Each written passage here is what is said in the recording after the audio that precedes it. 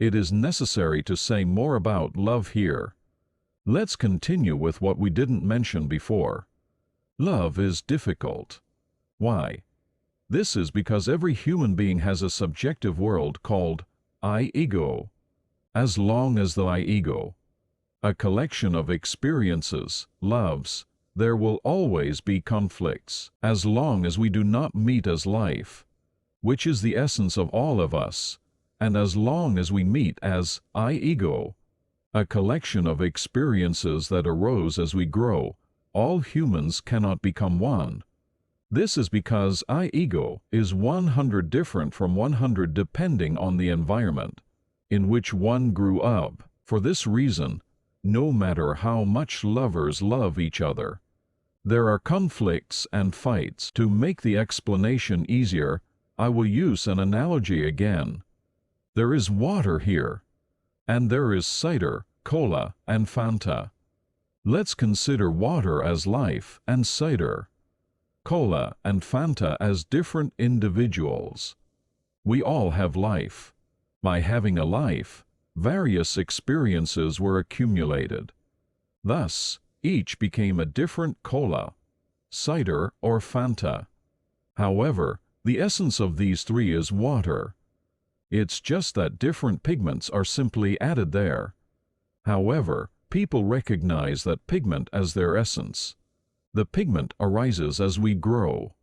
Originally, our essence was water or love life. We must not forget this fact. Because we do not know this fact, we constantly fight and conflict. Water accepts everything, so it can be cola or cider. Let's use an analogy again and say that life is like sand. We can make castles and towers out of sand. However, many people are unaware that their essence is sand, and they mistakenly believe that a castle or a tower is their true self. That is why they cling to the appearance of castles or towers throughout their lives and cannot abandon them. If we knew that we could be anything, we could have any job, do any job, and accept any appearance. The same goes for lovers. In most cases, when we love someone, we love an image we have in our mind, not truly loving the other person. For example, if you like someone and one day he does something that goes against your image, you break up with him or start hating him. He married her because he liked her slim figure.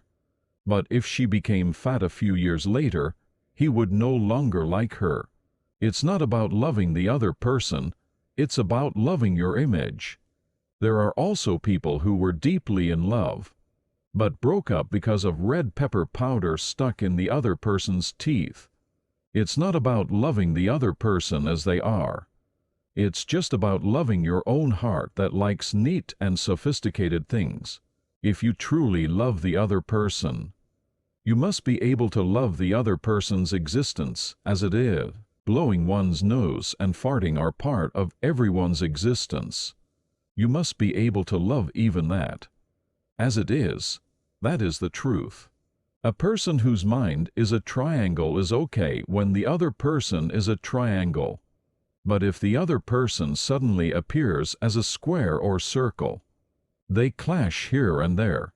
Then they eventually break up. Our essence is not a triangle, a square, or a circle. Life, our essence, has no shape. It's just energy itself. Therefore, all shapes can be embraced. That is true love. So we know that the cause is I-ego. When heart pain arises due to conflict between people, and we must deny that I-ego and follow our essence, love life. The process of contemplation requires a lot of patience. There is also pain. You want your wife to stay at home and do only housework, but she wants to go out and work so that she can be happy. Then you deny the I-ego in your mind and let your wife boost happiness.